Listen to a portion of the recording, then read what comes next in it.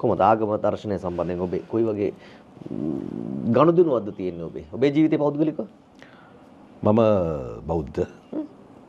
මොකද මම පිඹුර අපේ ගමේ වෙනත් ආගම් වලට සම්බන්ධ කෙනෙක් මම දන්නේම නැහැ.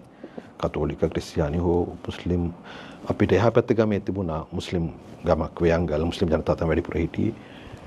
පිඹුර වත්තේ දෙමළ හින්දු ජනතාවක් හිටියා. අගලවත්ත නගරයේ කිට්ටුවට වෙන්න කතෝලික කීප දෙනෙක් හිටියට සමස්ත 99කට වඩා මම හිතන්නේ බෞද්ධ ජනතාවක්. ඉතින් ගමේ ඉන්නකොට පන්සලත් එක්කනේ හැදෙන්නේ. පන්සලට අපිට තිබුණේ කිලෝමීටර් 500ක් විතර දුරක් තිබුණේ. මුලින් දහම් පාසල් ගියා. දහම් පාසලේ ප්‍රධාන ශිෂ්‍ය නායකයා. ඒකෙන් පස්සේ දහම් පාසලේ ඉගෙනුවත් එක්ක ධර්මාචාර්ය විභාගයටත් ලිව්වා.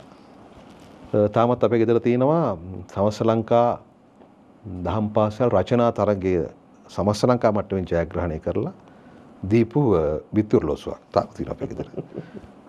හොඳ මතකයක්. පදක්කම් අරගෙන දීලා රචනා ගද්‍ය රචනා අත්තකුරු දහම් දැනුම මම දිගටම දිනුවා.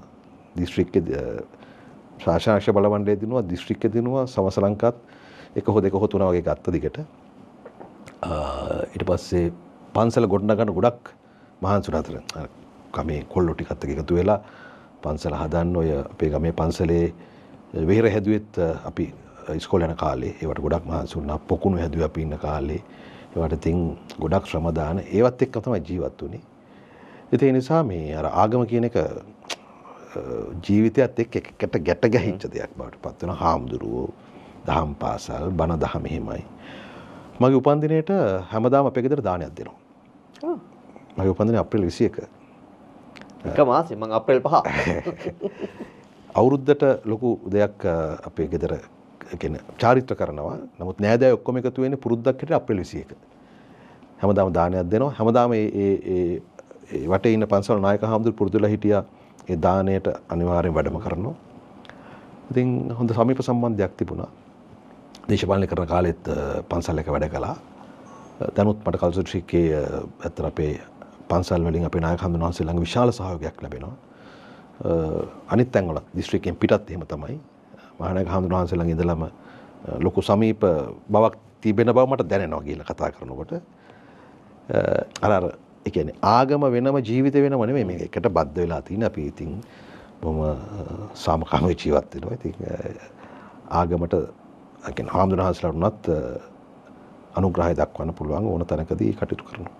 ඉතින් බොහොම ස්තුතියි ස්ටෑන්ඩ් බයි විත් ලහිරු වැඩසටහන වෙනුවෙන් සහභාගී වුණාට. ඉතින් මතනේ විතරක් නෙමෙයි හැම අවස්ථාවකම මතනේ අපේ ඇරයුම් වලදී ඔබේ ඇරයුම් බාරගත්ත විශේෂ මතනේ ජනාධිපතිවරණයට කලින් මහා මැතිවරණයට කලින් මතනේ තිබුණු විශේෂ දේශපාලන වැඩසටහන් වලට පවා අපි මැතිවරණ ප්‍රතිඵල කියන දවසක එක රැයකත් ඔබ මතනේ සහභාගී වුණා හරි ටීවී ආයතනයේ. හැමදේටම බොහොම ස්තුතියි. වැඩසටහන අවසන් කරන්න කලින් කවුද නලින්ද ජයතිස්ස කියන්නේ? නලින්ද ජයතිස්ස කියලා කියන්නේ ලංකාවේ ඉන්න සාමාන්‍ය මිනිහෙක් වගකීම් දරාගෙන තමන්ට මේ මොහොතේ කරන්න පුළුවන් දේවල් උපරිම හොඳින් ඉෂ්ට කරන්න මහන්සි වෙන කෙනෙක්. එච්චරයි. බොහොම ස්තුතියි. ස්තුතියි.